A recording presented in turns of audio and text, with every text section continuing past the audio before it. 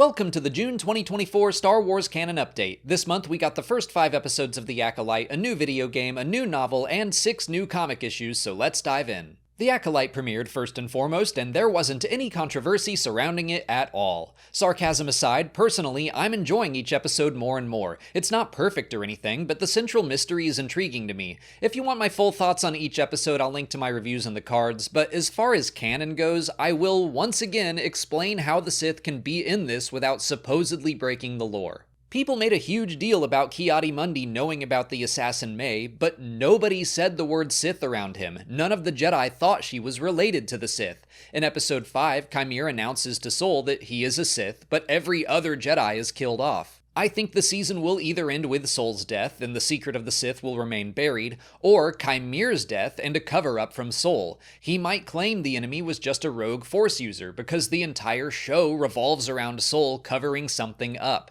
The point is, the Jedi on Coruscant, including Ki-Adi-Mundi, will continue to believe the Sith are extinct. Some fans have complained that would make the prequel Jedi look incompetent, and yeah, they kind of were. They were confronted with actual evidence of the Sith's return, and they still denied it until someone actually died. Other fans seem to be willfully confused that there have been any Sith at all in the past millennium. But I mean, they know Darth Plagueis was around, right? And he had to have a master, right? The point is, the Jedi thought they had overconfidently destroyed all of the Sith at the end of the Sith Wars, but Darth Bane and his apprentice survived and the rule of 2 continued all the way down to Sidious. Anyway, I have absolutely zero problem with the Sith being in this show for now. Maybe I'll change my mind at the end of the season, the execution might be off for me, but right now I see no issues. But moving on, Star Wars Hunters finally came out this month, and I enjoyed it a lot more than I thought I would. The rounds are fast, the gameplay is simple but fun, and the characters are over the top and creative. There isn't much to say about it in terms of canon, but I do like that the tie-in book that came out over a year ago explained that this whole thing is basically like professional wrestling, hence the colorful cast. Reeve isn't really a Sith, for example, she's just playing one for the sport. Temptation of the Force by Tessa Gratton was the new High Republic novel that came out. I'm not going to get into spoilers here or anything, but I'll say that I loved everything that had to do with Elzar Mann and Davar Kriss. Some of the larger plot points felt slow to me, especially as we're coming up on the final wave of the entire publishing initiative, but the final pages had me excited for what's to come. If you want to see my full review of the book, I'll post it in the cards. And if you want to grab it for free on Audible, you can by visiting the link in the description or by going to www.audibletrial.com/Star Wars Explained.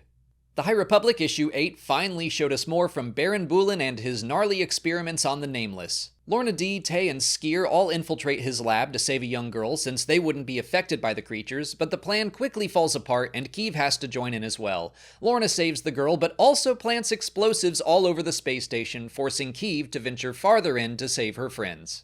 Saber for Hire issue 3 was cool. Ty Yorick has to fight off some Nihil, including a Child of the Storm and a Nameless, to save a Force-sensitive kid she's already rescued once named Aline Costana. We know she eventually becomes a Jedi and the master of Sifo Dyas. Meanwhile, Druin tries to rescue the Chancellor's son from the Nihil, but bites off more than he can chew. The final issue of Jango Fett was a good conclusion. Jango and Dara Singh are able to uncover corruption and Nautolan leadership on Glee and Selm, clearing their names, but that also shatters peace on the Waterworld, landing a blow to Valorum's reign as Chancellor. Fett hints that he knows someone else is pulling the strings, and it's revealed to be Dooku, who is interested in hearing more about the bounty hunter. We see the end for now, so this might be another comic story that could continue on if there's interest. A lot of comic series have been doing this lately, like Marvel is testing the waters on some ideas. Star Wars issue 47 ended the trial of Lando Calrissian. He was found guilty of his betrayal, but was not sentenced to death, which is about what I expected to happen. It sounds like his lawyer did some manipulating of the rebellion, causing Mon Mothma's kidnapping to help make Lando look good. This was all fine, but honestly, I'm glad it's over, just since we basically knew how it would all end. Lando has to pay off a debt to the rebellion, which I'm sure he'll do by helping destroy the second Death Star. That's gotta be worth a few extra bucks.